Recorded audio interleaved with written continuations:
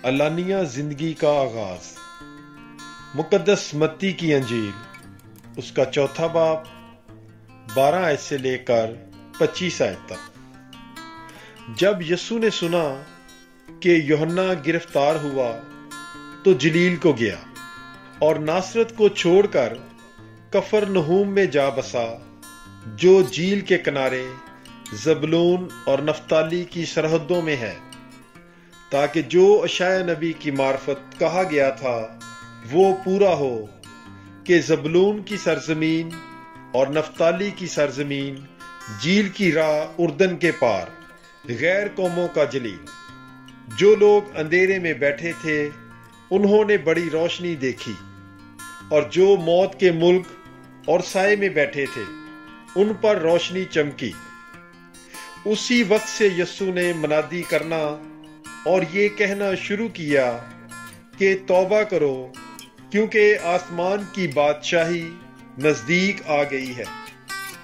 اور جب یسوع جلیل کی جھیل کے کنارے پھر رہا تھا تو اس نے 2 بھائیوں شمعون کو، جو پطرس کہلاتا ہے، اور اس کے بھائی اندریاس کو جھیل میں جال ڈالتے دیکھا، کیونکہ وہ ماہی گیر تھے، اور ان سے کہا کہ میرے پیچھے چلے آؤ کہ میں تمہیں آدم گیر بناؤں گا۔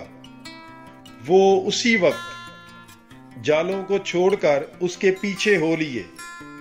وہاں سے بڑھ کر اس نے اور 2 بھائیوں زبدی کے بیٹے یعقوب اور اس کے بھائی یوحنا کو اپنے باپ زبدی کے ساتھ کشتی میں اپنے جالوں کی مرمت کرتے دیکھا اور انہیں بلایا۔ وہ فوراً اپنے جالوں اور باپ کو چھوڑ کر اس کے پیچھے ہو لیے، اور یسوع تمام جلیل میں پھرتا رہا اور ان کے عبادت خانوں میں تعلیم دیتا اور بادشاہت کی خوشخبری کی منادی کرتا، اور لوگوں کی ہر ایک بیماری اور کمزوری دور کرتا رہا، اور اس کی شہرت تمام سوریا میں پھیل گئی۔ اور لوگ سب بیماروں کو، جو طرح طرح کی بیماریوں اور تکلیفوں میں گرفتار تھے، اور اسیب زدوں اور مسروں اور مفلوجوں کو اس کے پاس لائے، اور اس نے انہیں اچھا کیا۔